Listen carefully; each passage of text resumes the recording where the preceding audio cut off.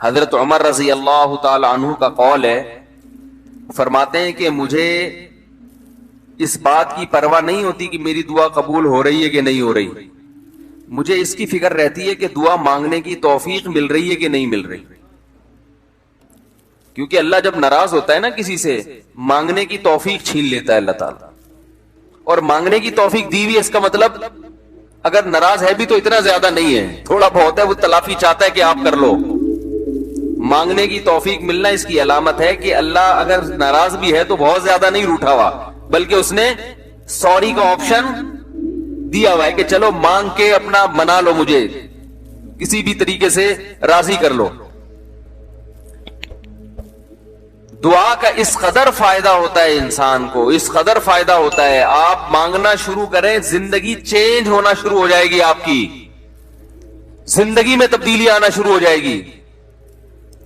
جتنا تعلق اللہ کے ساتھ دعا کے ذریعے بنتا ہے اتنا تعلق کسی اور چیز سے نہیں بنتا. دیکھو کسی سے دوستی کرنا چاہتے ہو، دوستی کا سب سے بہتر طریقہ کیا ہے؟ اس سے گپ شپ شروع کر دو، یہی طریقہ ہے نا. بھائی آپ کا دوست کون ہے؟ وہ جس سے آپ کی گپ شپ زیادہ ہوتی ہو، اسی سے دوستی ہوگی نا. اب آپ بتا رہے ہیں یہ میرا جگری دوست ہے، بہت پرانا دوست ہے، میں پوچھوں گا آپ سے بھائی یہ دوستی کیسے ہوئی؟ یہ دوستی بھائی ایسے ہوئی کہ میں جس کالج میں پڑھتا تھا وہیں یہ بھی یہی پڑھتا تھا، تو کیا کرتے تھے آپس میں، کوئی بات چیت ہوتی تھی؟ بات چیت تو نہیں ہوئی کبھی زندگی میں، تو پھر دوستی کیسے ہو گئی؟ پڑھتے تو بہت سارے لوگ ہیں. دوستی کے لیے سب سے پہلی چیز کیا ہے؟ بات چیت. دعا میں انسان بات چیت شروع کر دیتا ہے کس کے ساتھ؟ اللہ کے ساتھ. تو اللہ اور بندے کا کنیکشن مضبوط ہونا شروع ہو جاتا ہے.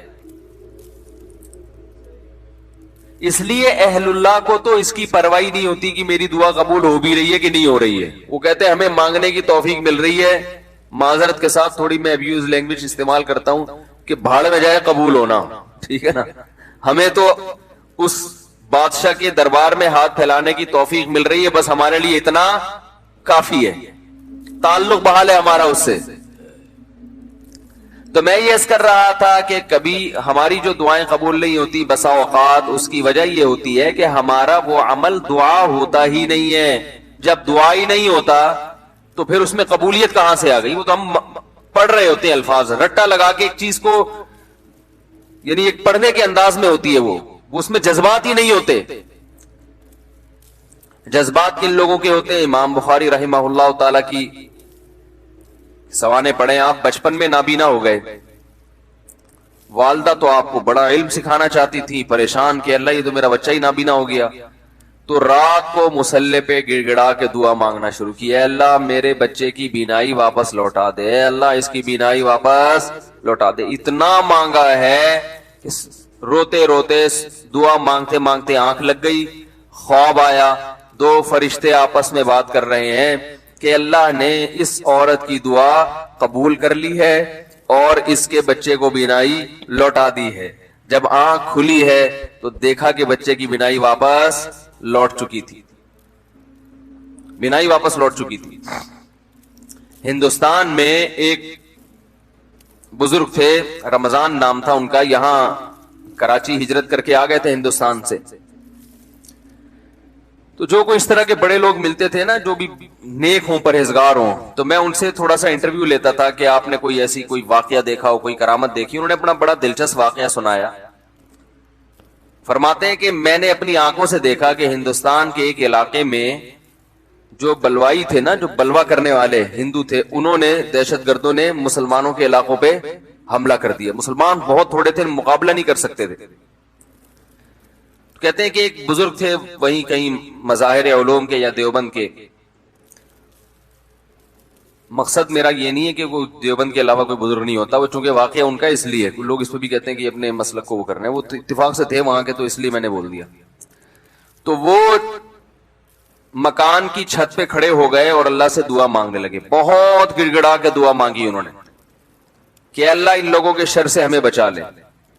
تو یہ جو واقعہ سنانے والے تھے نا، انہوں نے مجھے خود بتایا، کہتے میں نے اپنی آنکھوں سے دیکھا کہ گھوڑوں پہ آسمان سے فرشتے نازل ہو رہے ہیں.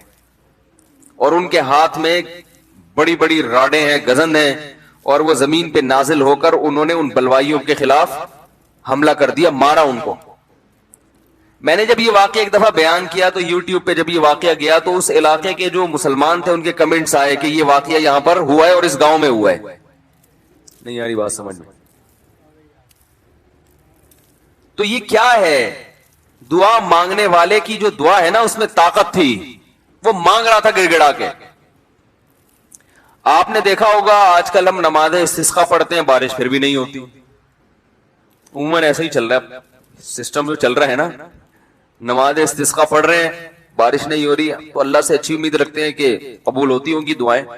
لیکن پہلے دعائیں نماز استسقاء کی فوراً قبول ہوتی تھی اور ان کا ظاہر بھی قبول ہوتا تھا. یہ ہم نے بھی اپنے بڑوں سے بھی سنا. میری دادی نے, اللہ ان کی مغفرت کرے, خود بتایا, انہوں نے بتایا کہ ہندوستان میں جب بارشیں برسنا ختم ہو جاتی تھی تو مظاہر علوم سے, دیوبند سے علماء کی ایک جماعت نکلتی تھی, سہارنپور سے, اور عورتیں, بچے, مرد, بوڑھے سب ان کے ساتھ نکل کے میدان میں جاتے تھے. خود انہوں نے اپنا واقعہ سنایا, کہہ رہے ہم جاتے تھے میدان میں بوسیدہ کپڑے پہن کے. نماز استسقاء میں یہی ہے نا کہ بوسیدہ کپڑے پہن کے جاؤ, اپنے مواشی کو بھی لے کر جاؤ اور شہر سے باہر جاؤ اور دھوپ میں اللہ سے گڑ گڑا کے دعائیں مانگو. تو کہتے ہیں ہم جب جایا کرتے تھے بارش کی دعا مانگنے کے لیے تو اتنا یقین ہوتا تھا کہ بارش ہوگی کہ تمبو ساتھ لے کر جاتے تھے کہ جب بارش ہوگی نا تو وہاں دیگیں پکیں گی اور کھانا کھایا بھی جائے گا, خوشی میں کھلایا بھی جائے گا. تو وہ کھانے کا سامان گھر سے لے کر جایا کرتے تھے. اور انہوں نے بتایا کہ ہم نے خود دیکھا ہے کہ نماز استسقاء کے لیے دعائیں ہو رہی ہیں اور آسمان پہ بادل آئے اور بارش برسنا شروع, اور ہم سب کیا کر رہے ہیں؟ تمبو لگا کے کھانا کھا رہے ہیں خوشی میں. یہ میں نے خود سنا. نمازی تھی ماشاءاللہ, پرہیزگار تھی, مولانا عبد الرحیم رائے پوری رحمۃ اللہ علیہ سے بیعت بھی تھی وہ. یہ اس لیے فضائل سنا رہا ہوں کہ بھائی امید ہے کہ انشاءاللہ جھوٹ نہیں بولا ہوگا انہوں نے. وہ جھوٹ کیوں بولیں گی بھائی, ان کو کوئی پیسے مل رہے تھے. یہاں ہمارے پڑوس میں یہی اسی مسجد میں سامنے ایک ڈاکٹر صاحب رہا کرتے تھے, آپ کو معلوم ہوگا, یہاں ایک ڈاکٹر صاحب رہتے تھے نا سامنے والے گھر میں. ان کے والد صاحب بھی بوڑھے آدمی تھے, اللہ تعالیٰ اگر زندہ ہیں تو اور عمر میں برکت دے, انتقال ہو گیا تو اللہ ان کی مغفرت کرے. میرے سے بڑی گپ شپ تھی ان کی. مجھے بس یہ کہتے تھے آپ اتنے پتلے کیوں ہیں؟ اب تو میں تھوڑا موٹا ہو گیا, بہت ہی پتلا تھا. کہہ رہے ہیں آپ مولوی ہو کے اتنے باریک سے کیوں ہیں؟ وہ ایسی گپ شپ میں مذاق کرتے تھے. تھے جڑے ہوتے ہیں نا کچھ زندہ دل قسم کے, لاہور کے تھے, پنجاب کے اصل. تو انہوں نے بھی, ان سے بھی گپ شپ ہوتی تھی. انہوں نے بھی ایسے, میں نے ان کو بتایا کہ ہماری دادی سے ہم نے سنا کہ وہاں ہندوستان میں جب جایا کرتے تھے نماز استسقاء کے لیے تو بارش ہو جاتی تھی. آپ نے کبھی ایسا دیکھا؟ انہوں نے کہا ہم نے خود اپنی آنکھوں سے دیکھا. انہوں نے اپنے 2 واقعات سنائے. ایک انڈیا کا, وہ انڈیا کے پنجاب سے ان کا تعلق تھا. کہنے لگے کہ ایک مرتبہ بارش رک گئی تو ہم بارش کے لیے یعنی دعا مانگنے کے لیے نماز استسقاء کے لیے گھر سے نکلے. سنت یہ ہے کہ نماز استسقاء میں آپ ایک تو آبادی سے دور جائیں, نمبر 2 تھوڑے بوسیدہ کپڑے پہن کے جائیں, سب جائیں, بچے بھی جائیں, عورتیں بھی جائیں, مرد بھی جائیں, بوڑھے بھی جائیں, سب لوگ جائیں, اور بہت لمبی دعا مانگی جائے, بہت اطمینان کے ساتھ دعا مانگی جائے. تو وہ کہتے ہیں کہ ہم جب نکل کے جا رہے تھے تو ہندو یہ کہہ رہے تھے یہ موسلے بارش برسانے جا رہے ہیں. ہندوؤں کو اتنا یقین تھا, موسلے کہتے ہیں نا, موسٹلی ہندو زیادہ تر موسلے ہی کہتے ہیں مسلمانوں. تو کہہ رہے تھے کہ یہ کیا کرنے جا رہے ہیں؟ موسلے بارش برسوانے جا رہے ہیں. کہتے ہیں کہ جب گئے ہیں دعا مانگی ہے, انتہائی شدید گرمی. آج نماز استسقاء بھی ایئر کنڈیشن ہال میں ہوتی ہے, اور توبہ ووبہ کا تو کوئی تصور ہوتا ہی نہیں ہے, کوئی گناہوں سے توبہ بھی کرے. وہ تو یہی ہوتا ہے, اللہ میں پھر فلم دیکھوں گا, جیسی بارش ہوگی تو میں کیا دیکھوں گا جا کے.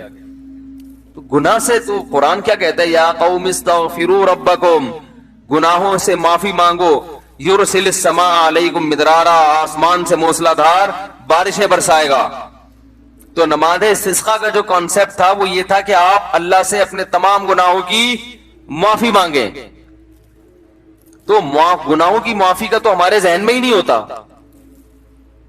اور وہ امام پہ ڈال دیتے ہیں جو بیچارہ دعا مانگ رہا ہے نا کہ اس کی وجہ سے قبول نہیں ہوئی. وہ تو اخلاص سے مانگ رہا ہوتا ہے. مسجد کا امام جو ہے وہ پبلک میں ایسے ایسے ماشاءاللہ بدماشوں کی کثرت ہوتی ہے. کوئی بہن کی وراثت کھا کے بیٹھا ہے, کوئی یتیم کا مال دبا کے بیٹھا ہوا ہے. چلو اب دبا لیا, مال کھا لیا, اب توبہ تو کرنا کہ اللہ میں واپس دے دوں گا. وہ نہیں ہوتا. اللہ میں قحط سے مر جاؤں, بارش نہ ہو کوئی مسئلہ نہیں ہے, میں مر جاؤں گا قحط سے, مگر میں بہن کا پلاٹ واپس, بولو بھائی, نہیں کروں گا. تو پھر کہاں بارش ہوگی میرے بھائی؟ اللہ کہہ رہے ہیں تم بدماشی چھوڑنے کے لیے تیار نہیں. تو وہ انہوں نے اپنا واقعہ سنایا کہ ہم گئے, ہم نے دعا مانگی, اور وہ جو ہمارے امام صاحب تھے انڈیا میں, کوئی جالندھر یا کوئی لدھیانہ کا واقعہ ہے, کہہ رہے وہ سردے میں گئے ہیں اور اوپر سے اتنی شدید گرمی تھی کہ وہ ہماری کمر جو ہے نا دھوپ کی وجہ سے ایسا لگ رہا تھا جل جائے گی. مگر امام صاحب جو سردے میں جا کے روئے اور پبلک کو رلایا انہوں نے کہ اللہ جب تک بارش برسے گی نہیں یہاں سے ہم ہلیں گے نہیں. یہ اب دیکھیں جس کو اطمینان ہوگا وہ اتنی دیر تو سردے میں پڑا رہے گا, ورنہ وہ کہے گا یار کچھ ہونے والا تو ہے نہیں, خام خامے کمر جلا کے آ جاؤ. کہہ رہے وہ انہوں نے گڑ گڑائے, وہ ایسا گڑ گڑائے اور کمر ہماری جل جل کے لگ رہا تھا کہ وہ خراب ہی نہ ہو جائے. اور پھر انہوں نے مجھے خود سنایا واقعہ, کہتے ہیں ہم نے دیکھا کچھ دیر ہوئی ہے, اس کے بعد گہرے بادل آئے ہیں اور وہی بارش برسنا شروع ہو گئی. اور کہہ رہے جب تیز بارشیں ہوئی ہیں تو ہم جب واپس آ رہے تو ہندو ہنس رہے اور کہہ رہے تھے یہ موسلے بارش برسوا کے آ رہے ہیں. ہندوؤں کو بھی یقین ہوتا تھا یہ موسلے بڑے تیز ہیں. آج کا جو موسلا ہے میرے بھائی ہم جیسے نالائقوں پر مشتمل ہے, تو پھر ہم اپنی ذمہ داری پوری نہیں کر رہے. اللہ کہتے تمہیں یقین نہیں ہے, تو پتہ نہیں کیا کر رہا ہے یہاں بیٹھ کے, ادھر توجہ. میں تو دیکھا ہے دعا مانگتے مانگتے نا جیب میں چیک کر رہے ہوتے کتنے پیسے پڑے ہوئے, 5,000 کا تو ہے نا, وہ خراب تو نہیں ہوا. ہاں آمین. پھر وہ تھوڑی دیر میں یہاں کھو جائے گا, پھر ادھر کھو جائے گا. 10 کام ہو رہے ہیں, دل نہیں لگ رہا, ایک فارمیلٹی پوری ہو رہی ہے, تو یہ کیسے حساب چلے گا میرے بھائی؟ تو دعا قبول ہوتی ہے. بعض دفعہ ایسے ہوتی ہے جیسے میں نے آپ کو بتایا, اس طرح سے بھی ہوتی ہے کہ ادھر مانگی اور ادھر اللہ نے بارشیں برسانا شروع کر دی. اور بعض دفعہ دعا ایسے قبول ہوتی ہے, اچھا کچھ کر کے دعا مانگو تو زیادہ قبول ہوتی ہے. کچھ اللہ کے لیے کیا ہو نا, جیسے حدیث میں آتا ہے 3 آدمی غار میں بند ہو گئے, بڑا زبردست واقعہ ہے وہ حدیث میں. غار میں گئے تھے, اوپر سے پتھر لڑکا اور غار کا منہ بند, اب نکلنے کا راستہ ہی نہیں, اور ان کو کوئی آواز بھی نہیں باہر جا سکتی, فون تو ہوتا نہیں تھا پہلے. تو اب ان کو یقین ہو گیا کہ اب ہمارا انجام سوائے موت کے کچھ نہیں ہے, اس میں تڑپ تڑپ کے مرنا ہی اور کچھ نہیں ہوگا. تو تینوں نے کہا کہ بھائی دیکھو اللہ کو اپنے کسی اچھے عمل کا واسطہ دے کے دعا مانگو. ہم میں سے کسی سے کوئی زندگی میں اچھی نیکی ہوئی ہو جو آپ سمجھتے ہو کہ بہت اچھی نیکی ہے, تو اس نیکی کا اللہ کو واسطہ دے کے دعا مانگی جائے. تو مشہور حدیث ہے, جلدی جلدی مکمل کرتا ہوں. ایک نے کہا اللہ میں بکریاں چراتا تھا, گھر آیا, اپنے بچوں کو دودھ پلانے سے پہلے میں نے کہا والدین کو پلاؤں گا. والدین سو گئے تھے, تو ساری رات سرہانے ان کے سرہانے کھڑا رہا تھا میں سر کے پاس. ان کو جگاؤں گا بھی نہیں کہ نیند خراب ہو, اور ایسا بھی نہیں ہوگا کہ پہلے بچوں کو پلا دوں, پہلے ماں باپ بعد میں اپنے بچے. پوری رات پیالہ لے کے سر کے کنارے کھڑا رہا. جب صبح اٹھے پھر ان کو پلایا, اٹھا بھی نہیں رہا. والدین کی خدمت کتنی بڑی نیکی ہے دیکھو. اللہم ان کنت فعلت ذلک ابتغاء وجہک فاصرف عنا ما نحن فیہ فاکشف عنا ما نحن فیہ. اے اللہ اگر میں نے یہ تیرے لیے کیا تھا اور تجھے یہ میری نیکی پسند آ گئی ہے, تو آج جس مصیبت میں مبتلا ہے اللہ اس مصیبت سے ہمیں نجات دے دے. کیسی اللہ کی قدرت, وہ پتھر ہلائے اپنی جگہ سے. پتہ چلا میرے بھائی ماں باپ کی خدمت بڑی بڑی چٹانوں کو اپنی جگہ سے ہلا دیتی ہے بغیر کسی وجہ کے. اتنا بڑا عمل ہے یہ. آج برداشت نہیں ہوتا ہے, نہ باپ کی ڈانٹ برداشت ہوتی ہے, نہ ماں کی ڈانٹ برداشت ہوتی ہے. دیکھو اللہ چاہتے پورا پتھر ہلا دیتے, لیکن اللہ نے کہا کہ سب کا عمل سامنے آ جائے نا, تو اللہ نے تھوڑا سا ہلایا پتھر کے, ابھی ہلکی سی ہوا آئے بس ہے بھائی, تاکہ باقی دو کی نیکیاں بھی سامنے.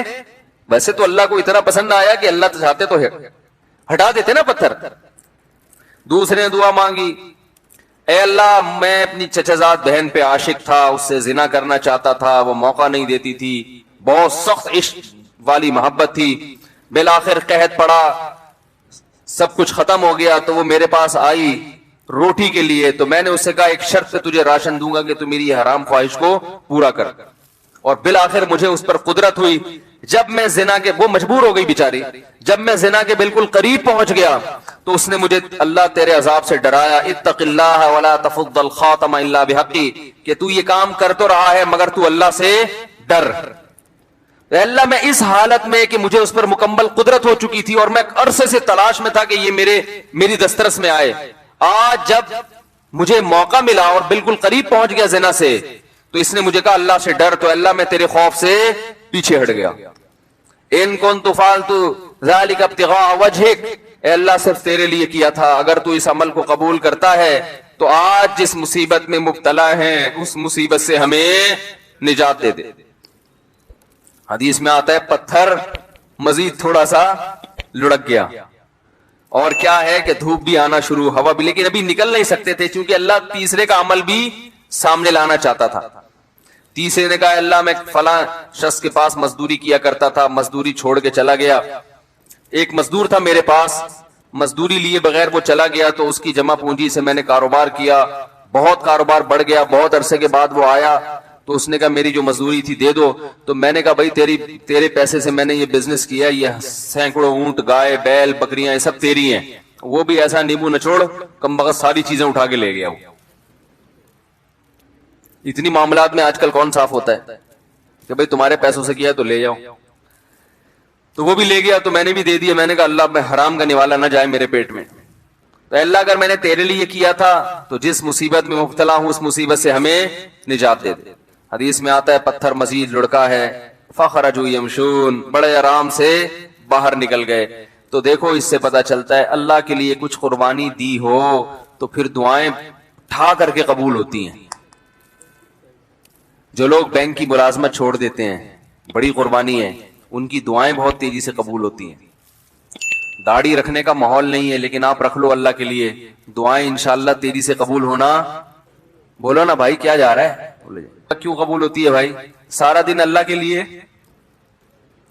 سارا دن اللہ کے لیے بھوک پیاس کو برداشت کیا, تو اب اللہ کہتے ہیں تو نے میرے لیے قربانی دی, اب تو مانگ جو مانگے گا میں تجھے عطا کروں گا.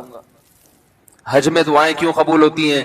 6-7 لاکھ روپے آپ کے خرچ ہوئے, آپ اتنی دور گئے, آپ نے وہاں دھکے کھائے, تو عرفات کے دن ایسی دعائیں قبول ہوتی ہیں. حدیث میں آتا ہے شیطان خاک سر پہ ڈالتا ہے کہ آج میری پورے سال کی محنت برباد ہو گئی ہے.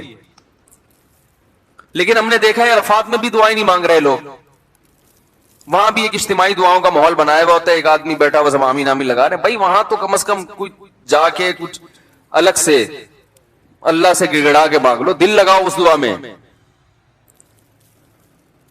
دعائیں قبول ہوتی ہیں صفا و مروہ کی پہاڑیوں پر. وہاں حضرت ہاجرہ نے ایک عمل کیا تھا نا, کتنی بڑی قربانی دی تھی کہ ایک ایسی زمین نہ جہاں گھاس کا تنکا, وہاں اللہ کے لیے قربانی دے کر اپنے بچے کے ساتھ رہنا شروع کیا. اور پھر آزمائش آئی اللہ کی طرف سے, بچہ ایڑیاں رگڑ رہا ہے, پانی کا نام و نشان نہیں ہے, لیکن وہ اللہ سے شکایت نہیں کر رہی کہ اللہ تو نے تو مجھے مروا دیا, کہاں لا کے میرے شوہر نے مجھے ڈال دیا. بھاگ رہی ہیں ادھر سے ادھر, ادھر سے ادھر. کیسا اللہ کی رحمت کو جوش آیا کہ میرے لیے قربانی دی, اب میں تجھے ضائع نہیں ہونے دوں گا. ایسا چشمہ پانی کا پیدا کر دیا, ہزاروں لاکھوں کروڑوں حاجی اب تک سیراب ہوتے چلے آ رہے ہیں, وہ چشمہ ختم ہونے کا نام نہیں لے رہا. تو صفا اور مروہ کی پہاڑی پر جب آپ صحیح کرتے ہیں, علماء کہتے ہیں حدیث سے بھی ثابت ہے, وہاں لمبی لمبی دعائیں مانگنی چاہیے کھڑے ہو کر, کیونکہ یہ وہ موقع ہے جہاں آپ نے تو قربانی نہیں دی لیکن اللہ کی ایک بندی نے بہت بڑی قربانی, تو دوسرے کی قربانی کو بھی انسان کیش کرا سکتا ہے. تو کچھ کرنے کے بعد جب مانگا جائے تو قبولیت کا امکان بڑھ جاتا ہے. ہم اللہ کے لیے کچھ قربانی دینے کے لیے تیار ہی نہیں ہے, کچھ کرنے کے لیے تیار ہی نہیں ہے, مانگنے کے لیے بھی تیار نہیں ہے. بلکہ اللہ نے ہمیں دعائیں بھی سکھائی ہیں, کیسی پیاری دعائیں سکھائی ہیں قرآن مجید میں اور احادیث میں. اللہم ارزقنی حبک وحب من یحبنی یحبک وحب عمل یقربنی الی حبک. اور ایک اور دعا سکھائی, اللہم ارزقنی حبک اللہم ارزقنی حبک وحب من ينفعنی حبہ عندک اللہم فکما رزقتنی مما احب فاجعلہ قوة لی فیما تحب وما زویت عنی مما احب فاجعلہ فراغا لی فیما تحب. ہم لوگ دعائیں بھی عجیب عجیب چیزوں کی مانگ رہے ہوتے ہیں. کیسے پیارے الفاظ سکھائے, اے اللہ تو مجھے اپنی محبت دے دے, میرے دل میں کیا کر دے, اپنی محبت ڈال دے. وحب من ينفعنی حبہ عندک, اور ان لوگوں کی محبت بھی یا ان چیزوں کی محبت دل میں ڈال دے کہ جن سے محبت کرنے سے تیری محبت میں مزید ترقی ہو جائے. ایسی چیزوں کی محبت دل میں ڈال دے کہ ان کی محبت کا فائدہ ہو آخرت میں اور تیری محبت میں اضافہ ہو جائے. جیسے والدین کی محبت, بیوی بچوں کی محبت, اس سے اللہ کی محبت اور بڑھتی ہے نا, تو اللہ کا حکم ہے. علماء کی محبت, نیک عمل کی محبت. اللہم فکما رزقتنی مما احب, اے اللہ تو نے جو مجھے میری محبوب چیزیں عطا کی ہیں تو فاجعلہ قوۃ لی فیما تحب, تو ان کو ذریعہ اور وسیلہ بنا دے اپنی محبت میں اضافے کا. یعنی وہ مجھ سے چھیننا نہیں وہ چیزیں, بلکہ ان سے ان کا استعمال اس طرح سے ہونا شروع ہو جائے کہ وہ دین میں اور ترقی کا ذریعہ بننا. جیسے کسی کو اللہ نے مال دیا تو مال سے ہر ایک کو محبت ہوتی ہے, تو یہ مال اور آخرت میں ترقی کا ذریعہ بن جائے. وما زویت عنی مما احب, اور جو میری محبوب چیزیں تو نے مجھے نہیں دی, میں چاہتا تھا لیکن نہیں ملی, تو ان کا نام ملنا تیری محبت میں ترقی کا ذریعہ بن جائے. کیسے عجیب الفاظ ہیں دیکھو. اور یہ کس نے بتائے, امی نے, جو نہ لکھنا جانتے اور نہ پڑھنا جانتے.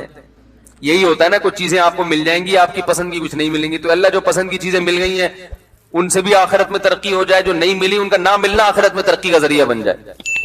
ہر چیز گھوم کے کہاں آ رہی ہے, اللہ کی ذات کی طرف. تو بھائی رمضان کی چند گھڑیاں باقی ہیں, کچھ وقت نکال کے اللہ سے گڑ گڑا کے. علماء کہتے ہیں روزانہ 24 گھنٹے میں ایک ٹائم ایسا ہونا چاہیے کہ جس میں آپ روز ایک وقت اللہ سے تفصیل سے گڑ گڑا کے دعا مانگ کے معمول بنائیں اپنا. بات سمجھ میں آ رہی ہے بھائی کہ نہیں آ رہی؟ روزانہ 24 گھنٹے میں کم از کم ایک وقت, وہ سب سے افضل وقت ہے رات کا آخری حصہ. اگر اس ٹائم نہ ہو سکے تو جو وقت آپ کو ملے, لیکن مانگنا ضرور ہے. اور یہ یقین کر لینا ہے کہ جس کے سامنے ہاتھ پھیلا رہے ہیں وہ محروم نہیں کرتا. نبی صلی اللہ علیہ وسلم نے فرمایا, ان اللہ لا یستحیی, اللہ تعالیٰ کو اس سے حیا آتی ہے, ان یردہما خائبین, کہ جب کوئی بندہ اس کے سامنے ہاتھ پھیلائے تو اللہ اس کو خائب و خاسر واپس لوٹائے. اس بات سے اللہ کو حیا آتی ہے. تو وہ قبول ہوگی, یا تو اللہ وہی چیز عطا کر دیں گے, یا اللہ تعالیٰ اس کا کوئی نعم البدل عطا کر دیتے ہیں. وہ نعم البدل عطا ہوتا ہے تو آپ کو وہ چیز نظر نہیں آ رہی ہوتی, نعم البدل کو آپ سمجھتے ہی نہیں کہ نعم البدل ہے. اور بعض دفعہ اللہ ایسا کرتے ہیں کہ جو چیز آپ مانگ رہے ہیں وہ نہیں ملتی, لیکن کوئی مصیبت آنے والی ہوتی ہے جو اللہ آپ سے ٹال دیتے. آپ کہہ رہے ہیں کہ اللہ اس مریض کو شفا دے دے, وہ ٹھیک نہیں ہو رہا, وہ دوسرا بھی مرنے والا تھا, وہ دوسرے پر بیماری حملہ کرنے والی تھی, اللہ نے اس کو حملے سے روک لیا. کتنا بڑا فائدہ ہو گیا. اور بعض دفعہ یہ ہوتا ہے کہ جو چیز آپ مانگ رہے ہیں وہ نہیں ملتی, لیکن اس مانگنے سے جو مقصد تھا وہ مقصد مل جاتا ہے. آپ کو کوئی پریشانی آئی, آپ دعا مانگ رہے ہو اللہ وہ پریشانی ٹال دے, اللہ نے وہ پریشانی تو نہیں ٹالی, لیکن اس کی وجہ سے جو آپ کا دل پریشان ہو رہا تھا وہ دل کی پریشانی کو دور کر دیا. تو مقصد حاصل ہو گیا کہ نہیں ہو گیا؟ ارے آپ مانگ رہے تھے اللہ غربت دور کر دے, تو غربت کی وجہ سے ٹینشن ہو رہی ہے نا, اللہ نے ٹینشن دور کر دی جو پیسے سے مقصد ہے. ہو غریب مگر مزہ ویسے آ رہا ہے جیسے مالداروں کو آتا ہے. بہت مشکل ہے سمجھانا, کیا کریں یار. ہو غریب مگر اندر سے دل کیا ہو گیا؟ مالدار ہو گیا. سکون وہ ملے گا جو اللہ نے مالداروں کو بھی عطا نہیں کیا ہوگا، ویسا سکون مل جائے گا آپ. بیماری میں دعا مانگ رہے ہو اللہ شفا دے دے، شفا تو نہیں ملی مگر اسی بیماری پر اطمینان نصیب ہو گیا جو ایک صحت مند آدمی کو ہوتا ہے. صبر نصیب ہو گیا. اور کچھ نہیں تو آخرت کے میں اللہ کے بینک میں یہ دعا کیا ہو جاتی ہے؟ جمع ہو جاتی ہے، اور آخرت میں اس کا اجر ملے گا. ایک روایت میں آتا ہے جب بندہ دیکھے گا اپنے عمل کو قیامت کے دن، اے اللہ یہ اتنی ساری چیزیں میرے لیے گفٹ، یہ کیا؟ اللہ کہیں گے یہ تیری وہ دعائیں ہیں جو آخرت کے لیے ہم نے اسٹاک کر دی تھیں. وہ کہے گا کاش میری کوئی دعا بھی قبول نہ ہوئی ہوتی. تو میرے بھائی اہل اللہ اس لیے مانگتے ہیں. اور دیکھو ایک آخری بات کہ قبول نہ کرنا کس کا کام ہے؟ اللہ کا. دیکھو جب ہم کوئی بیمار ہوتا ہے تو ہم کہتے ہیں یار اس کو ہاسپٹل میں ایڈمٹ کرواؤ. جو اپنی ذمہ داری ہوتی ہے آپ وہ پوری کرتے ہیں. اب آپ نے جب ڈاکٹروں کے حوالے کر دیا تو ایک تسلی ہو جاتی ہے نا کہ یار ہمارا جو کام تھا ہم نے کر دیا ہے، اب ہم کیا کریں؟ اب تو ڈاکٹروں کے حوالے ہے، یا وہ علاج کرتے ہیں تو ٹھیک ہے، نہیں کرتے تو اب یہ ان کا ہیڈیک ہے، ہم کیا کر سکتے ہیں؟ اب تو تسلی تو ہو جاتی ہے نا. تو مسلمان جب اللہ کے دفتر میں فائل جمع کرا دے، معاملے اٹکے ہوئے آپ نے اللہ کے آفس میں فائل جمع کرا دی کہ میں نے اپنا کام کر لیا، گڑ گڑا کے دعا مانگ لی ہے، تو مسلمان کو بھی ایک تسلی ہو جاتی ہے کہ بھائی اب اللہ کے حوالے ہے، وہ قبول کر لے تو بھی ٹھیک ہے، نہیں کرے تو وہ انشاءاللہ اب فیصلہ کس کے حق میں ہوگا؟ میرے حق میں، کیونکہ اللہ تعالیٰ ضائع نہیں کرتا اپنے بندے. تسلی ہو جاتی ہے کہ اب یہ دعا قبول ہو تو بھی ٹھیک ہے، قبول نہ ہو تو بھی ٹھیک ہے. تو دعا سے مسلمان کو کیا ملتا ہے؟ اطمینان ملتا ہے، سکون ملتا ہے. تو ادعوا ربکم تضرعا وخفیا، اللہ فرماتے ہیں چپکے سے مانگو اور عاجزی اور انکساری کے ساتھ مانگو. اللہ تعالیٰ سے دعا ہے کہ اللہ ہمیں دعاؤں کا مانگنے والا بنا دے. اور سب سے زیادہ پتہ ہے کیا مانگنا ہے رمضان میں؟ ہدایت کی دعا مانگنی ہے. میرے گناہ چھڑوا دے اللہ مجھ سے. لیلۃ القدر میں جو دعا ہے اللہم انک عفو تحب العفو فاعف عنا، اے اللہ معاف کر دے. تو کیا مطلب؟ کس چیز سے معاف؟ میرے گناہ معاف کر دے. تو مطلب یہ ہے کہ میں آئندہ نہیں کروں گا، معاف کر دے. ہم یہ دعا مانگ رہے ہوتے ہیں کہ اللہ کرتا تو رہوں گا میں موت تک لیکن تو معاف کر دے. تو ایسا نہیں ہوتا میرے گھر. ایسا کریں گے تو کوئی بھی نہیں آئے گا نا. اب اللہ کی طرف کون آئے گا پھر؟ جب اسی طرح بدماشی میں ہی اللہ خوش ہے تو نہیں خوش ہوتا اللہ تعالیٰ ایسے. تو اللہ سے توبہ کی توفیق مانگی جائے. اللہ میں ان گناہوں کے دلدل میں پھنس چکا ہوں، تو مجھے اس دلدل سے نکال لے. تو یہ بھی زیادہ مانگنی چاہیے دعا. اللہ تعالیٰ ہماری تمام دعاؤں کو، حاجات کو پورا کرے. کئی ہفتوں سے اسی آیت پر درس چل رہا ہے کہ جلد بازی کا مطلب کیا ہے. جلد بازی کا مطلب یہ ہے، اس پر میں نے کئی دفعہ بیان کیا نا پورا، کہ ہمارے سارے فیصلے اکثر جلد بازی میں ہوتے ہیں. نبی صلی اللہ علیہ وسلم کو دو صفات بہت پسند تھی، الحلم برداشت اور سوچ سمجھ کے فیصلے کرنا. طلاقیں جلد بازی میں ہوتی ہیں، مار دھاڑ جلد بازی میں، بہت سارے کام ہمارے جلد بازی میں ہوتے. کسی کے بارے میں رائے جلدی قائم کر لیتے ہیں، کسی کو اچھا کہنے میں بہت جلدی کرتے ہیں، کسی کو برا کہنے میں بھی بہت جلدی کرتے ہیں. تو اسی طرح جو شخص بھی جس کی دل میں کوئی خواہش پیدا ہوئی، اس خواہش کو فوراً پوری کرنے کی کوشش کرنا، یہ بھی کیا ہے؟ جلد بازی.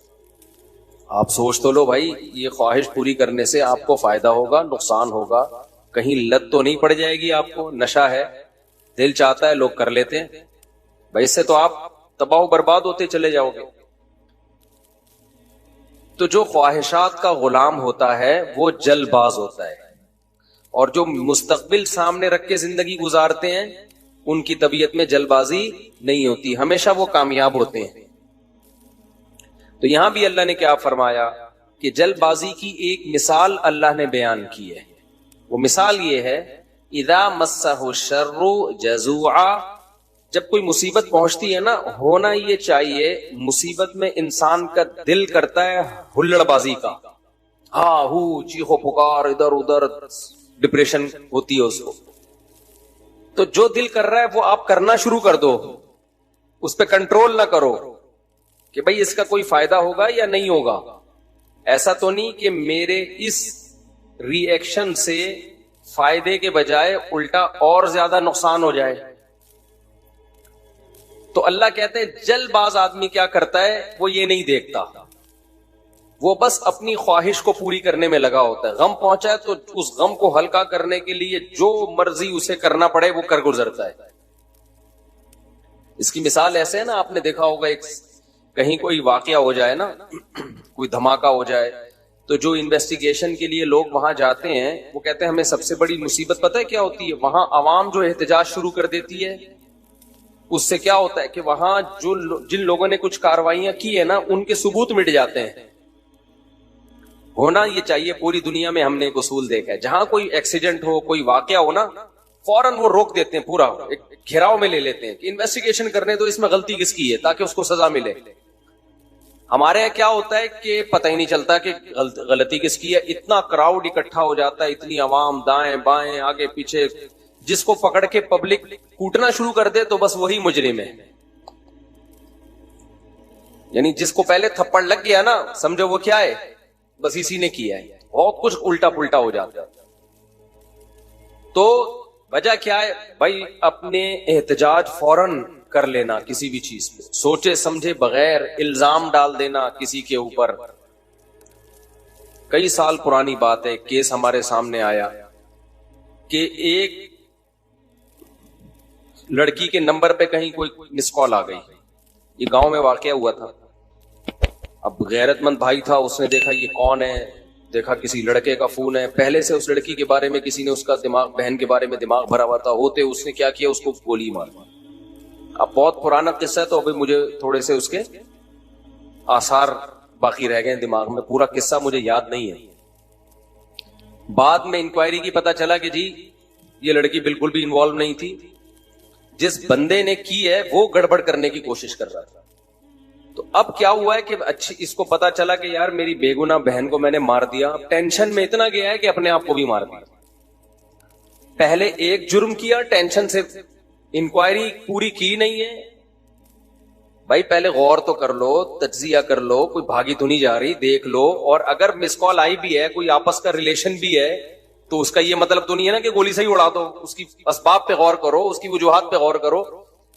پہلے جلد بازی میں ایک کام کیا, ایک بے گناہ کو قتل کیا, اب جلد بازی میں ایک اور گناہ کر لیا, اپنے آپ کو بھی مار دیا. تو ہمیشہ جلد بازی میں انسان سے غلط کام ہوتے ہیں, ٹھیک کام نہیں ہوتے. کتنی بڑی سے بڑی ٹینشن ہونا, ٹائم سب سے بہترین مرہم ہے, یہ خوب یاد رکھو. جب میرے پاس کوئی پریشان آدمی آتا ہے نا, جس کو کوئی بہت بڑا غم پہنچا ہو, اس کی حالت خراب ہو رہی ہو, میں اسے ایک بات لازمی کہتا ہوں کہ وقت سے بہترین مرہم دنیا میں کوئی نہیں. یہ ٹائم گزار لو, اس ٹائم کو کیا کرو, گزارو بس. جیسے جیسے ٹائم گزرے گا نا, حالات اپنے آپ کو خود ہی ایڈجسٹ کرتے چلے جائیں. اللہ نے انسان کی باڈی میں ایسی ایک لچک رکھی ہے. میں نے ایک ڈاکٹر صاحب سے پوچھا, ڈاکٹر صاحب اب پین کلر ایجاد ہو گیا ہے, درد ہوتا ہے, لوگ ٹیکا لگاتے ہیں, پہلے زمانے میں کیا ہوتا تھا, داڑھ کے درد کی تکلیف کتنی زیادہ ہوتی ہے نا, داڑھ کا درد ہو رہا ہو, اب تو پین کلر کھا لیتے ہیں لوگ. تو کیا کرتے تھے, 2-4 دن کے بعد تو مرنے لگتے ہوں گے. انہوں نے کہا اللہ نے ایسا سسٹم بنایا ہے, پین جب زیادہ عرصہ چلتا ہے نا, باڈی یا تو وہ خود ہی باڈی اس کو کم کر دیتی ہے, یا وہ فیل ہونا کم ہو جاتا ہے. تو اللہ بھی تو ہے نا, اللہ کی میاں کا بھی تو ایک سسٹم ہے بنایا ہوا. جیل میں جو لوگ قید میں چلے جاتے ہیں, لمبے لمبے عرصے قید رہتے ہیں, جب وہ چھوٹ کے آتے ہیں بتاتے ہیں کہ شروع میں ہم 2-3 دن خودکشی کے خیال آتے تھے اس کوٹری میں, یار کیسے نکلیں گے, کہاں جا کے سر مارے. کہہ رہے 1 ہفتہ 2 ہفتہ 3 ہفتہ 4 ہفتہ, اس کے بعد یوز ٹو. کیا ہو گئے, ایک آدمی 4 سال جیل میں رہ کے آیا, 4 سال. کہتا ہے 4 سال میں نے دھوپ, اچھا بھلا آدمی بھی بہادر آباد اور ڈیفنس کا جو لگژری لائف اسٹائل میں ٹائم گزارا. میں نام نہیں بتاؤں گا, بدنام ہو جائے گا بیچارہ, ایسا نہ ہو مزید کوئی رشتہ ہی نہ دے اس کو. مدیز اس لیے کہ شادی شدہ ہے. خیر اس وقت کمارا تھا وہ, تو وہ کسی شبہ میں اٹھا کے لے گئے اس کو. اچھا بھلا ڈیفنس یا بہادر آباد کا لڑکا تھا. بہادر آباد بھی اچھا ایک ایسا علاقہ ہے, لگژری لائف اسٹائل میں پلا, زیادہ ٹائم اس کا یورپ اور یعنی یورپ میں گزرا ہے. کسی شبہ میں اٹھا لیا اس کو. 4 سال اس نے دھوپ نہیں دیکھی. کہہ رہے میں جب اندر گیا ہوں نا, ایک پپو فیملی کا, برگر فیملی کا بچہ اندر گیا تو کیا حال, لیکن کچھ چیزیں سنی ہوئی تھی, علماء کی تقریریں, کچھ صبر سے متعلق, کچھ ایک کہ بھئی جب مصیبت اللہ کی طرف سے آتی ہے اس میں اجر اللہ کی طرف سے. بھئی قصور تو نہیں تھا اس کا, اب یہ تو اللہ کی طرف سے مصیبت ہے. نبی صلی اللہ علیہ وسلم نے فرمایا ایک کانٹا بھی چبھتا ہے نا اس پہ بھی اجر ملتا ہے. اللہ تھوڑی غافل ہے, ہر چیز آزمائش ہے ہمارے لیے. خوب سمجھ لو, اتفاق سے کچھ بھی نہیں ہو رہا. یہ جو ہم سمجھتے ہیں نا بائی چانس ایسا ہو گیا ہے, یہ ہمیں دیکھنے میں ایسا لگ رہا ہوتا ہے, ورنہ بائی چانس کچھ بھی نہیں ہوتا. جو کچھ ہو رہا ہے اللہ کے ارادے سے ہو رہا ہے. خوشی بھی پہنچ رہی ہے اللہ کے ارادے سے, غم بھی پہنچ رہا ہے اللہ کے ارادے سے. تو نبی نے فرمایا کہ جس کو خوشی پہنچتی ہے نا مسلمان کو, کافر کو خوشی پہنچتی ہے کہتے بائی چانس, یہ ہو گئے میری لک ہے, وہ لک کہتا ہے اس کو, لک ہے. ایک دفعہ میں ایک ڈاکومنٹری دیکھ رہا تھا, یہ جو کروڑوں اسپم ہوتے ہیں نا جو ماں کے رحم میں جاتے ہیں, جن میں سے ایک کو اللہ سلیکٹ کرتے ہیں انسان بنانے کے. تو ڈاکومنٹری میں کسی گورے نے لکھا ہوا تھا کہ آئی ون دس میچ, یعنی کروڑوں خربوں میں یہ میچ جیت گیا. ٹھیک ہے بھائی, تو نہیں جیتا ہے, یہ سلیکشن کس کی ہے؟ اللہ کی ہے. وہ کہہ رہے ہیں بھی بائی چانس ہو گیا کہ میں پیدا ہو گیا. بائی چانس کوئی بھی نہیں ہوتا, سب کس کا ارادے سے ہو رہا ہے؟ اللہ کے. اللہ نے تجھے پیدا کرنے کے لیے کمبخت سلیکٹ کیا ہے, اور اللہ پھر کہہ رہے ہیں نحن خلقناکم, ہم نے تمہیں پیدا کیا, ہمارا احسان ہے, تو اب اس احسان کا بدلہ دو. تو جہاں آپ یہ کہیں گے نا اتفاق سے ایسا ہو رہا ہے, وہاں خوشی پہ اتراؤ گے بھی اور غموں پہ ٹینشن میں بھی آؤ گے. یار کیوں ہو گیا میرے ساتھ؟ اچھا ہٹلر کتنا روتا رہا تھا آخری عمر تک, تبھی پھر وہ خودکشی کر لی اس نے کہ یار 1 ہفتہ پہلے میں رشیا پہ اٹیک کر دیتا, ہاں یار کتنی بڑی غلطی ہوئی ہے مجھ سے. وہ کہتے ہیں ایک ہفتہ پہلے اٹیک کر دیتے نا تو رشیا کا نقشہ کچھ اور ہوتا. وہ 1 ہفتہ رہ گیا, پتہ نہیں پولینڈ ولینڈ کے اس کے چکر میں رہ گیا, تو وہ رشیا نہیں اٹیک کر کے اس کی ایسی کی تیسی کر دی. تو روتا رہتا تھا وہ. ابے روتا رہتا نہیں, تو نے جو کچھ حرکتیں کی ہیں تو اللہ نے تجھے کیا دیا اس کا بدلہ. خیر تو توبہ کر لیتا, مسلمان ہوتا تو کیا کہتا, یار اللہ کی طرف سے چپت لگ گئی ہے میرے, اب توبہ استغفار کر لو. اور توبہ ایسی خاندانی چیز ہے یار, کچھ بھی ہو جائے. ہٹلر مسلمان ہوتا, کہتا میں نے ہزاروں لاکھوں انسانوں کو قتل کر دیا, بند کمرے میں جا کے گڑ گڑا لیتا اللہ سے, معاف کر دے اللہ. دنیا کو نہیں پتا چلتا, اللہ کیا کر دیتا, معاف. لیکن چونکہ کافر تھا تو کیا ہوا ہے, اس نے قوم کا مجرم تھا وہ, اس نے کہا کیا کر سکتے ہیں, اس کو پتا تھا پبلک نہیں چھوڑے گی, تو اٹھا کر کے مارکیٹ سے اپنے آپ کو شارٹ کر. انجام بھی برا, زندگی بھی بری. مسلمان کی زندگی بری ہو, کم از کم انجام اچھا اس کے اختیار میں ہوتا ہے. یار اللہ کو منا لو. اللہ کہتا ہے 100 انسانوں کے قاتل کو بھی میں بخش دوں گا. خیر میں وہ واقعہ سنا دوں میں. تو وہ کیا ہوا ہے کہ وہ بہادر آباد کا پپو بچہ جو ہے نا, کہاں چلا گیا, جیل. اب علماء سے اس کا تعلق تھا, ماشاءاللہ داڑھی بھی رکھی ہوئی تھی اس نے, کہ یار یہ غم کس کی طرف سے ہوتے ہیں, اللہ کی طرف سے. تو مجھے اپنا قصہ سنا. میں نے کہا یار 4 سال میں تو دھوپ میں نا ایک دن نہ بیٹھوں, میں ڈپریشن میں جانا شروع ہو جاتا ہوں. جو بند کمروں میں لوگ سارا دن بیٹھے رہتے ہیں, پتہ نہیں کیسے. نیچر سے جس کو بھی محبت ہوگی نا وہ دھوپ نہیں چھوڑ سکتا بھائی. بکریاں مرغی انڈے نہیں چھوڑ سکتا, دھوپ نہیں چھوڑ سکتا. وہ بکریاں مرغی تو چلو زیادہ ہو گیا, لیکن وہ دھوپ نہیں چھوڑ سکتا وہ. تو میں نے کہا 4 سال آپ کیسے بند کمرے میں رہے ہیں, اور بھی قیدی تھے. کہہ رہے میں 2-3 دن تو ٹینشن میں رہا. پھر میں نے کہا اچھا یہ بھی نہیں پتا کہ نکلیں گے کبھی یہاں سے. یہ پتا ہو نا, آدمی کہتا ہے چلو 4 سال میں دن گننا شروع کر دو. یہ بھی نہیں پتا نکلیں گے ہی بھی نہیں نکلیں گے. کہہ رہے میں نے کہا جو ہونا تھا وہ تو ہو گیا, اب ہم تو جیل کی دیوار توڑ کے بھاگ نہیں سکتے. تو کہہ رہے میں نے کیا کیا, پھر وہاں پر میں نے اٹھک بیٹھک اور ایکسرسائز شروع کر دی کہ بھائی ٹائم کیا کرو, پاس کرو. ٹھیک. کہہ رہے اس کا فائدہ یہ ہوتا ہے 400 دفعہ میں بیٹھ کے, کیونکہ اور تو کوئی کام ہی نہیں ہے اسٹیمنا بنانے کے علاوہ. اسٹیمنا بنانے کے علاوہ کوئی کام ہے ہی نہیں. اچھا ہے بڑا پاورفل ماشاءاللہ, آپ کبھی ملو تو آپ دیکھو گے بہت زیادہ, ساری طاقت جیل میں بنائی ہے اس نے. کہہ رہا ہے میں بیٹھ کے لگاتا تھا ان 4 پھر ڈپس لگاتا تھا, پتہ نہیں کتنے ڈپس لگا لیتا تھا, ایکسرسائز کرتا تھا. کہہ رہا اس کا فائدہ یہ ہوتا تھا اتنا تھک جاتا تھا کہ مجھے نیند خاندانی آتی تھی. ظاہر ہے نیند تو بیسیوں بیماری کا علاج ہے. ڈپریشن ختم کرنے کا سب سے بہترین ذریعہ ہی گہری نیند ہے. ڈاکٹر ڈپریشن کے مریضوں کو کیا دیتے ہیں؟ نیند کی گولیاں دیتے ہیں. سوتا رہے بس, پتہ ہی نہ چلے پی ٹی آئی آ رہی ہے کہ جے یو آئی آ رہی ہے کہ مسلم لیگ آ رہے ہیں, کہ یہ ٹینشن ہی ختم. اسٹیبلشمنٹ کیا کر رہی ہے چھوڑو. تو کہہ رہے ہیں میرے ساتھ جو قیدی تھے نا وہ بہت سے اس میں پاگل ہو گئے, کیونکہ بیٹھے رہتے تھے, سوچتے رہتے تھے ہر وقت دماغ میں نا کیا یہاں سے نکلیں کیسے, حالانکہ بہت سے جرم کر کے آئے ہوئے تھے, ٹھیک ہے, ان کا تو بنتا تھا. تو کہہ رہے 4 سال کے بعد رہائی کا فیصلہ ہوا. کہہ رہے ہم جب باہر نکلے تو پھر دنیا جنت لگی. پھر اب اس نے 4 شادی استغفر اللہ کی ہیں. تو خیر کی ہیں, واقعی 4 کی ہیں. کہہ رہے اس سے مجھے پاور کیا ملی؟ کہہ رہے ہم تو مجرم تھے نہیں, ہم جب باہر آئے نا ہم نے کہا اچھا یہ ہوتا ہے, ٹوٹل سزا کیا ہے, کچھ بھی کر لو یہ ہے. تو کہہ رہے میرے اندر اتنا اسٹیمنا پیدا ہو گیا دنیا میں کچھ کر گزرنے کا. آپ کو پتا ہے جیل ہمارے مجرم بناتے ہیں, جیل میں جا کے نا اسٹیمنا بڑھ جاتا ہے مجرم کا, سمجھ رہے ہو. ایک تو اس کو یہ پتا ہوتا ہے آئندہ اس طرح سے کام کرو گے تو پکڑے نہیں جاؤ گے, اس طرح سے کیا تھا تو پکڑا گیا تھا نا, اب یہ والی غلطی نہیں کریں گے. تو اس لیے شریعت میں جیل کی سزا نہیں ہے, شریعت میں ہے کہ اسی وقت نمٹا دو. چوری کی ہاتھ کاٹو, چلو بھائی نکل پتلی گلی سے, شاباش. ہم کیا کرتے ہیں چوری کی جیل, تو کہتا ہے یار وہ سی سی ٹی وی کیمرہ دیکھنا بھول گیا تھا میں, آئندہ تھوڑا خیال کروں گا. پھر وہاں سارے چور ہی بیٹھے ہوتے ہیں, کوئی نیک آدمی تو آیا نہیں ہوتا جیل میں. تو چور آپس میں ان کی کیا ڈسکشن ہوگی, وہ تہجد کی باتیں تھوڑی کریں گے. وہ ابھی تو نے کیا کرتا ہے, وہ میں نے اتنے بندے مار دیے, آپس میں ان کا گینگ بنتا ہے. پھر آپس میں نمبر ایک دوسرے کے ساتھ وہ شیئر کرتے ہیں کہ جب باہر نکلیں گے تو پھر دیکھتے ہیں ہم. اور 4 سال میں 10 سال میں کیا کچھ ہوتا ہی نہیں ہے, تو کچھ کرنے کی صلاحیت ان میں ویسے ہی ختم. وہاں جا کے کوئی یہ تھوڑی کہ وہ ماسٹرز کر رہے تھے یا پی ایچ ڈی کے اسکالر بن کے باہر آئے, یا کوئی انجینئرنگ مکمل کر لی اب باہر جاب ملے گی. 4 سال 8 سال زندگی کے بہترین ان کے ویسے ہی برباد ہو گئے. اب ان کے پاس کمانے کے لیے چپل چوری کے علاوہ اور کوئی راستہ ہوتا نہیں, یا باقی چوریاں ڈکیتیوں کے علاوہ کوئی راستہ ہی نہیں ہوتا ان کے پاس. تو نظام اتنا گندا ہے, اس لیے اسلام نے سزا رکھی ہے, اس میں ادھار نہیں رکھا.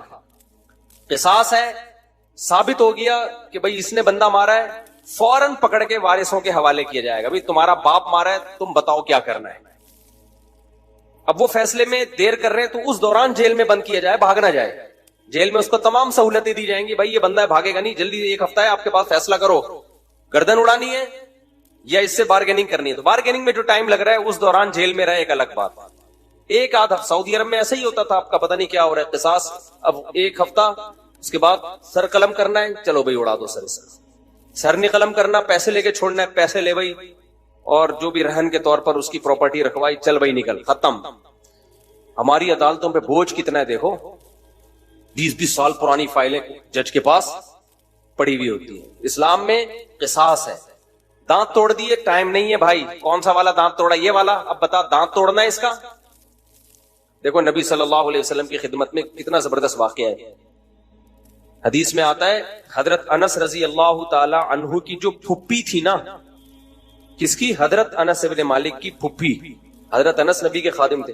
ان پھپھی نے اپنی باندی کو مکہ مارا یا تھپڑ مارا, تو وہ باندی کا دانت ٹوٹ گیا. جو لونڈی تھی نا باندی, اس کا دانت ٹوٹ گیا. تو نبی کے پاس کیس آیا, تو آپ نے فرمایا اللہ کی کتاب کے مطابق فیصلہ کروں گا. تو کتاب اللہ تو یہی کہتی ہے دانت کے بدلے دانت. تو اب بڑے مسئلہ ہو گیا کہ بھائی یہ تو اتنے خاندانی لوگ ہیں, اور باندی یہ تو لونڈی ہے, لونڈی کا دانت ٹوٹ گیا, ملازم کو تھپڑ مارا, دانت ٹوٹ گیا, تو اب سیٹھ صاحب کا بھی دانت توڑا جائے کیا؟ گوروں کے ایسا کوئی قانون نہیں ہے. اسلام میں کہ بھائی دونوں انسان ہیں تو دونوں کے دانت کی سیم ویلیو ہے. تو نبی نے فیصلہ کیا دانت کے بدلے دانت توڑا جائے گا. یہ بھی نہیں دیکھا کہ انس بن مالک میرے شاگرد ہیں, 10 سال میری خدمت کی ہے, تو اتنی خدمت گزار ہیں, تو ان کی پھوپھی کے ساتھ میں رعایت کروں. فرمائے نہیں, میں فیصلہ کروں گا کتاب اللہ کے مطابق. تو کتاب اللہ میں کیا تھا؟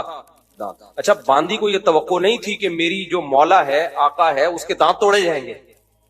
ان لوگوں کو یہ توقع نہیں تھی. تو جب نبی نے فیصلہ کیا نا, تو پھر انہوں نے پھر معاف کر دیا کہ بھئی, انہوں نے کہا کہ یہ تو ہماری مولا ہے, مالکن ہے, میں اس کا دانت کیسے توڑ سکتی ہوں. تو پھر انہوں نے خود ہی معاف کر دیا. پھر نبی نے, کیونکہ اس کو حق ہے, تو کیس 2 منٹ میں کیا ہو گیا, ختم. اگر انگریز کی حکومت ہوتی یا ہماری پاکستانی حکومت ہوتی, اب تک چل رہا ہوتا وہ کیس.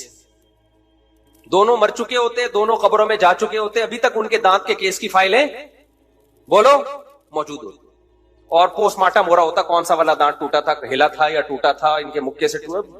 ایسا گندا غلیظ نظام ہمارے اوپر مسلط ہے, اس میں انصاف کے علاوہ سب کچھ ملے گا آپ کو. تو اسلام نے کیا سزائیں رکھی ہے, ٹھک ٹھک ٹھک کر کے, کہ بھائی تھپڑ کے بدلے میں کیا ہے, تھپڑ.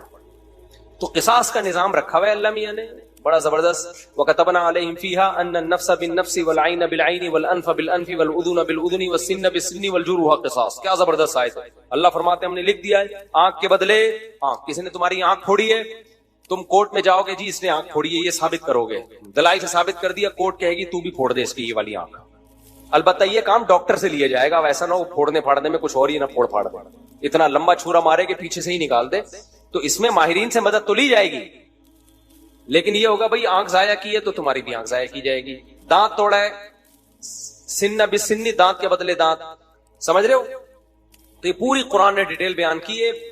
یہ ہوتا ہے انصاف, اٹ از کالڈ انصاف. اس میں جس نے جرم کیا شراب پی کے آیا تھا یا بغیر شراب کے کیا ہے, اس سے کوئی فرق نہیں پڑتا. یورپ امریکہ میں ہوتا ہے پی کے آپ نے دانت توڑ دیا تو کہتے ہیں سزا ہلکی ہے, کیونکہ آپ پیے ہوئے تھے, آپ کو ایکچولی پتہ نہیں تھا کہ میں کیا کر رہا ہوں. اسلام کہتا ہے پینا یہ آپ کا ہیڈ ایک ہے, جو جرم پینے کے بعد ہوگا آپ کو اس کی پوری پوری سزا ملے گی. تبھی اسلام میں احناف کا یہ موقف ہے کہ شراب پی کے طلاق دے دی تو ہو جائے گی. آپ یہ نہیں کہہ سکتے کہ میں نشے میں تھا, ہو جائے گی طلاق. کسی حدیث سے نہیں ہمیں پتا چلتا کہ نشے میں طلاق واقع نہیں ہوتی, خوب سمجھ لو. تو اگر شراب کسی نے خود پی ہے تو وہ اس کا ایسا نہیں ہے کہ اپنے تصرفات اس کے کالعدم ہوں گے, تو بندہ مارے گا. شراب پی کے بندہ قتل کر دیا نا تو شرابی سے قصاص لیا جائے گا. حالانکہ قصاص تو ایسی چیز ہے جو شبہے سے بھی ساقط ہو جاتی ہے, سمجھ رہے ہو. دیکھو مثال دیتا ہوں, آپ نے ڈنڈا گھمایا کسی کے سر پھوڑ دیا, وہ مر گیا, تو قصاص نہیں ہے, آپ کو قتل نہیں کیا جائے گا, دیت دی جائے گی. وجہ اس کی یہ کہ اس میں اس بات کا امکان تھا کہ ہو سکتا ہے یہ قتل نہ کرنا چاہ رہا ہو, غلطی سے بندہ مر گیا ہو. جیسے موسیٰ علیہ السلام نے تھپڑ لگایا تھا قتل کرنے کی نیت سے تھوڑی, تو وہ بندہ ہی مر گیا. اب اس میں قصاص تھوڑی ہے بھائی, ہم نے جان کے تھوڑی مارا ہے. تو ڈنڈے میں اس بات کا امکان ہوتا ہے کہ بھائی ویسے ہی پتھر مار رہا ہو تو قتل کی ارادہ نہ ہو. آلہ جارحہ جسے کہتے ہیں نا, جو قتل ہی کے لیے بنے, بندوق ہے, چاقو ہے, اس سے کوئی مارے گا تو قصاص ہے.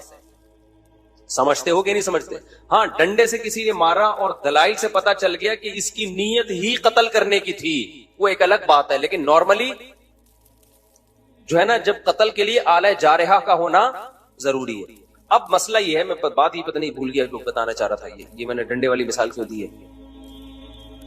ہاں دیکھو, میں بتانے کا مقصد یہ تھا کہ ذرا سا بھی شبہ آ جائے نا کہ پتہ نہیں اس کی نیت قتل کی تھی یا نہیں تھی, تو اس کا فائدہ کس کو ہوگا؟ قاتل کو. اس سے قصاص نہیں لیا جائے گا, کیونکہ ہو سکتا ہے یہ قتل نہ کرنا چاہ رہا ہو, غلطی سے بندہ مر گیا ہو, یہ تو سر پھوڑنا چاہ رہا ہو, خالی تھپڑ مارنا چاہ رہا ہو. لیکن شراب پی کے کسی نے بندہ مار دیا نا چاقو سے یا بندوق سے, یہاں شریعت قاتل کو فیور نہیں دیتی. حالانکہ زیادہ فیور بنتا ہے, یار اس کی نیت تھوڑی تھی, تو پی کے ٹہل رہا تھا. تو احناف یہی کہتے ہیں, امام حنیفہ, کہ جب قاتل کو شراب کے بعد اتنا سا فیور نہیں دیا جا رہا, حالانکہ اس کا دماغ کام نہیں کر رہا, تو طلاق تو قصاص سے کم درجے کی چیز ہے. اس میں اگر کوئی پی کے طلاق دے گا نا تو ہو جائے گی, سمجھتے ہو, کیونکہ اس کے اس جرم کو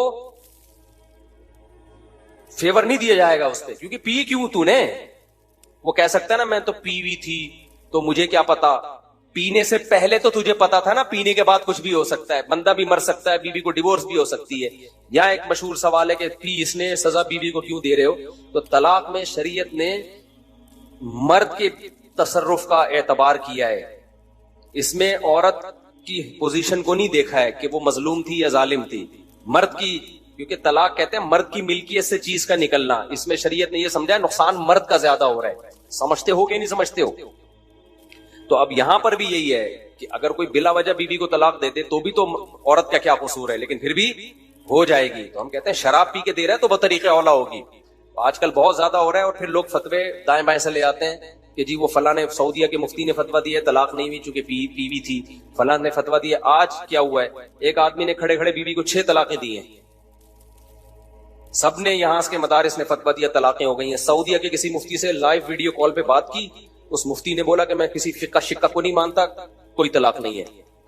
تو میں نے کہا یہی اس کے جاہل ہونے کی دلیل ہے کہ 1400 سال سے جو اسلامی قانون مرتب ہوا آ رہا ہے، اس جاہل آدمی کو وہ پتا نہیں ہے اور یہ اٹھ کے آیا ہے اسلام سکھانے کے لیے. تو یہ جو کہتے ہیں نا فقہ شقہ نہیں مانتا، اس کا مطلب ہوتا ہے سارے گھاس کھا رہے تھے، ہم اکیلے آئے ہیں دنیا میں جو اب قرآن و سنت کو ہم نے سمجھا ہے.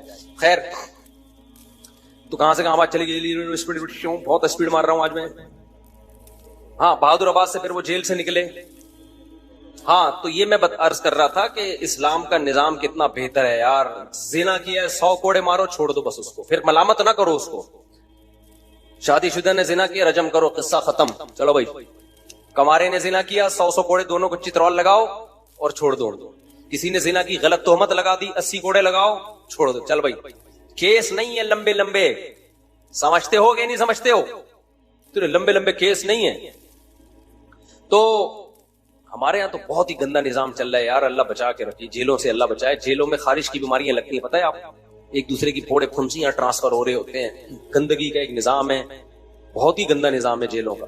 تو وہ صاحب جیل میں 4 سال جب کاٹ کر آئے تو کہہ رہے میں اتنا کانفیڈنس پیدا ہو گیا لیکن چونکہ بندہ 2 نمبر نہیں تھا جب 2 نمبر نہیں تھا تو برائیوں کی طرف نہیں گیا، اچھائیوں میں کانفیڈنس پیدا ہو گیا.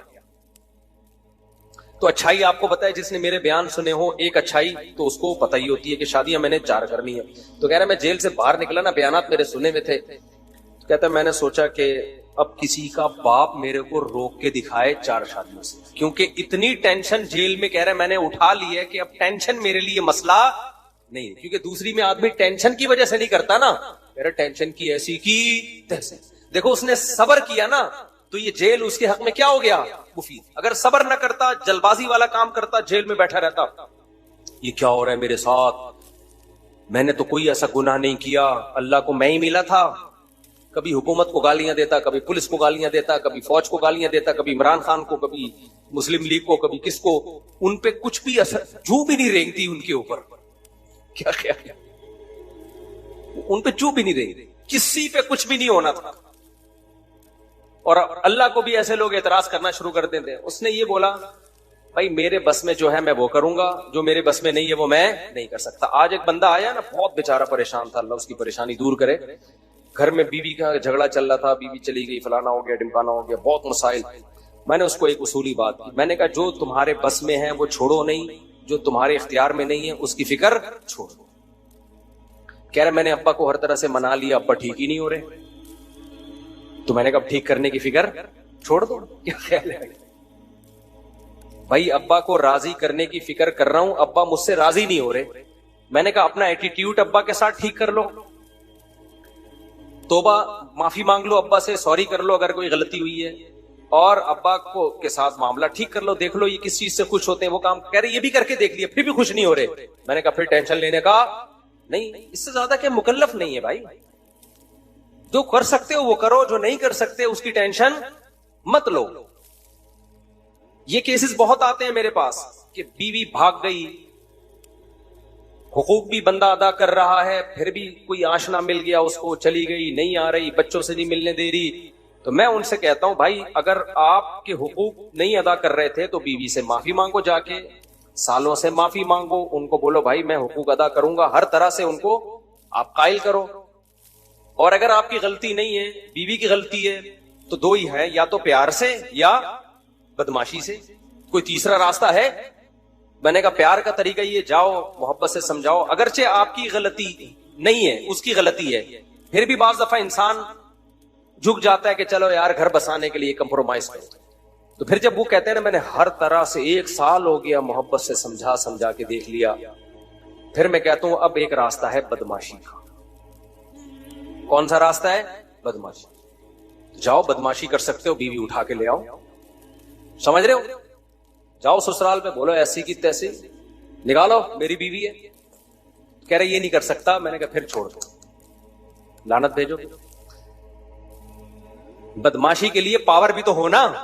ایسا نہ ہو بدماشی کے لیے گئے اور 4 سالے لمبے لمبے نکل کے آئے, انہوں نے تمہارے ہاتھ پاؤں توڑ کے شاپر میں ڈال کے بھیج دی کہ جا گھٹنا جڑوا جا کے اپنا. تو میں نے کہا بدماشی کی طاقت ہے. اچھا مجھے آواز سے بھی پتا چل جاتا ہے کہ اس میں بدماشی کی طاقت ہے یا نہیں. بندہ بات کر رہا ہوتا ہے نا, مجھے اندازہ ہو جاتا ہے کہ اس آواز بھی بدماشوں والی ہونی چاہیے. ایسا نہ ہو کہ آپ چیخے تو کھانسی آ گئی آپ کو, سسرال جا کے چیخ رہا نکال پھر کھانس رہا ہے, اس سے پھر وہ فائدہ نہیں ہوتا اور ہو جاتا. اور پھر جب بدماشی کی ہے نا اس پہ قائم رہو. پھر یہ نہیں ہوتا. میں نے ہمارے پٹھان دوست کا واقعہ سنایا تھا نا, بلا وجہ اس کی بیوی کو ان کی اماں ساس گھر میں بٹھا لیتی تھی. پرانا واقعہ, ہمارے پٹھان بھی ہیں ماشاءاللہ, لمبے تھوڑنگے بہت. بلا وجہ میرے پاس بھی کیس آتا. ایک دن وہ گئے جا کے گھر میں گھسے, بولا ساس سے بولا دے میری بیوی کو, کیوں آگے بیٹھی ہوئی ہے یہاں پہ, حقوق ادا کر رہے تھے وہ. ایسے ہی جا کے بدماشی کی ہے نا, وہ بےچارے کانپنے لگے. انہوں نے بولا لے جا بھائی یہاں ایسا نہ ہو کہ بندہ نہ کچھ مر جائے یہاں پہ. حالانکہ اس نے کوئی قتل کی دھمکی نہیں دی. تو لے آئے, ماشاءاللہ 4-5 سال ہو گئے, ہنسی خوشی زندگی گزر رہی ہے. تو بعض مسئلے حل کس سے ہوتے ہیں؟ بدماشی سے حل ہوتے ہیں, جو صحیح طریقے سے حقوق نہیں ادا کر رہے. اسی طرح داماد بھی بدماشی سے بعض دفعہ قابو میں آتا ہے. صرف یہ بیوی کا معاملہ نہیں ہے, داماد صحیح طرح حقوق ادا نہیں کر رہا ہوتا. تو وہاں بھی میں کہتا ہوں یار یا تو بدماشی کرو, محبت سے پہلے سمجھاؤ, نہیں آ رہا بدماشی سے نہیں ہو رہا, تو پھر تمہارے پاس ایک ہی راستہ ہے, علیحدگی لو اس سے, سمجھتے ہو, یا پھر کمپرومائز کرو, اسی طرح ظلم سہتے رہو بیٹھ کے. تو مشہور ہے کہ گھی اگر سیدھی انگلی سے نہ نکلے تو کیسے نکالنا پڑتا ہے؟ ٹیڑھی انگلی سے نکالنا پڑتا ہے, سمجھتے ہو. تو اس کے بڑے بین الاقوامی سطح پہ بھی یہی اصول ہے, ٹھیک ہے نا. بین الاقوامی ملکوں کی جنگوں میں بھی یہی اصول ہے کہ ہر جگہ محبت نہیں چلتی ہے. ہر جگہ آپ میں اگر طاقت ہے تو پھر آپ کو بدماشی دکھانی پڑتی ہے.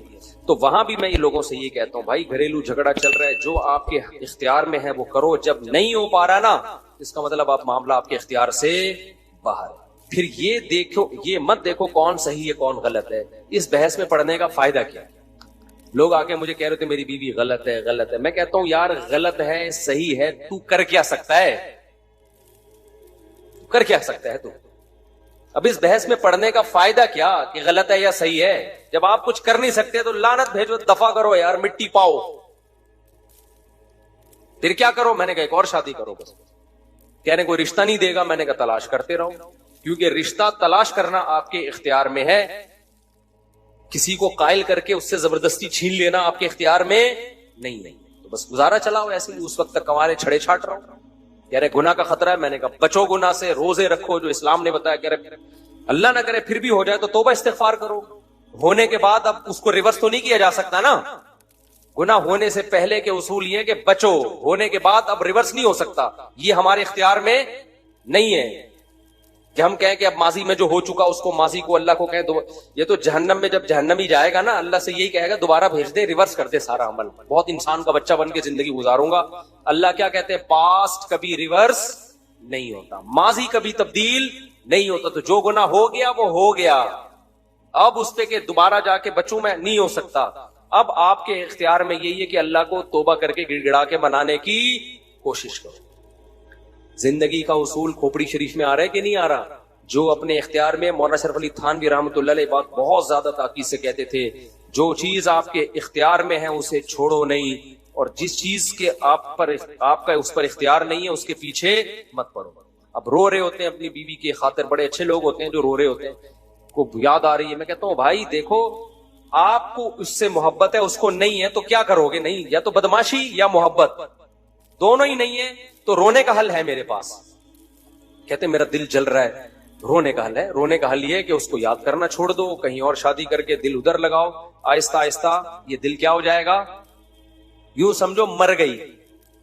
مرنے کے بعد بھی تسلی آ جاتی ہے نا کچھ وقت کے بعد. یہ قبر میں جا کے لیٹ جاتا ہے آدمی, مٹی ڈال کے آتے ہیں, بھول بھلیا ہو جاتا ہے کچھ وقت, بڑے سے بڑی محبت ختم ہو جاتی ہے. تو یہ بھی کہ ختم ہو جائے گی. ان کمبخت علاج کرنا چاہتے ہی نہیں ہے نا. بار بار اس کو معشوقہ کو یاد کر کے یار کر کے ٹینشن لے گا تو یہ ٹینشن تیری بنائی بھی ٹینشن ہے. تو اس کا نام لینا چھوڑ دو, نمبر بلاک کر دو, تذکرہ چھوڑ دو, اس گلی میں جانا چھوڑ دو جہاں سے سیٹنگ شروع ہوئی تھی, ساری یادیں چھوڑ دو اور اپنے آپ کو بزی کر لو کہیں اور. آہستہ آہستہ دماغ کیا ہو جائے گا؟ خالی. 1 سال لگے گا, 1.5 سال لگے گا, 2 سال لگے گا, اور اگر اس کی محبت ختم نہ بھی ہوئی نا تو یہ جو جذبات ہیں یہ ختم ہو جائیں گے. تھوڑی سی رہ جائے گی, وہ نقصان نہیں دیتی, وہ غیر اختیاری ہے. سمجھتے ہو کہ نہیں سمجھتے ہو؟ تو بھائی زندگی گزارنے کا اصول یہ ہے کہ جو چیز اپنے اختیار میں ہے اسے چھوڑو نہیں, جو اختیار میں نہیں ہے اس کے پیچھے مت پڑو. اور یہ سوچ کے کہ غلط ہو رہا ہے, غلط ہو رہا ہے, جتنا بھی ہو رہا ہے ہم اس کو ٹھیک نہیں کر سکتے. دیکھو ہر تھوڑے دن میں پیٹرول مہنگا ہوتا ہے کہ نہیں ہوتا؟ صحیح ہوتا ہے یہ یا غلط ہوتا ہے؟ کس قدر غلط ہوا ہے نا. اب میں ٹینشن لوں یار اتنے کی گاڑی نہیں ہے جتنے قسطیں نہیں جا رہی گاڑی کی جتنے کا ڈیزل جا رہا ہے, تو کیا میرے اس ٹینشن سے فائدہ ہوگا؟ بار بار بیٹھا ہوں میں یہ ہر وقت یہی تذکرے لے کے, ڈیزل مہنگا ہو گیا, پیٹرول مہنگا ہو گیا, ڈیزل مہنگا ہو گیا, پیٹرول مہنگا ہو گیا, ٹماٹر مہنگا ہو گیا, خربوزہ مہنگا ہو گیا, تربوز مہنگا ہو گیا, یہ مہنگا ہو گیا. اس سے خدا کی قسم گورنمنٹ پر, ہماری ٹھیک قسم کی گورنمنٹ پر تو سوال ہی پیدا نہیں ہوتا کوئی اثر پڑ. یہاں کراچی میں اتنا قتل ہو رہا ہے انسانوں کا, اس سے جب حکومت پہ فرق نہیں پڑ رہا تو ٹماٹر مہنگے ہونے سے کیا فرق پڑے گا؟ آئے دن لاشیں پڑی ہوئی ہیں نا کراچی میں. پرسوں کسی سفید ریش, چند دن پہلے سفید ریش بزرگ کو ڈاکوؤں نے مار دیا. وہ تو ڈاکو تو تھوڑی دیکھ لیں, جب گورنمنٹ پہ ان چیزوں کا اثر نہیں پڑ رہا تو ٹماٹر تو بات کی چیز ہے. تو اس سے کیا ہوگا؟ ہم سوچ کے سوائے اپنے آپ کو ٹینشن دینے کے کچھ بھی حاصل بولو نہیں. دنیا میں بہت کچھ غلط ہو رہا ہے, ہم اگر اس غلط کے پیچھے ہم نے دیکھنا ہے ہم نے اس غلط کو صحیح کرنے کے لیے کیا کر سکتے ہیں. جو کر سکتے ہیں سوٹیبل طریقہ ہو, جذباتی باتیں نہ ہو. جذباتی باتیں بہت لوگ کر رہے ہوتے ہیں. سوٹیبل جو طریقہ ہے اس کو اختیار کیا جائے, اور جو آپ کے اختیار میں نہیں ہے اس کو چھوڑ دیا. اس پہ تبصرہ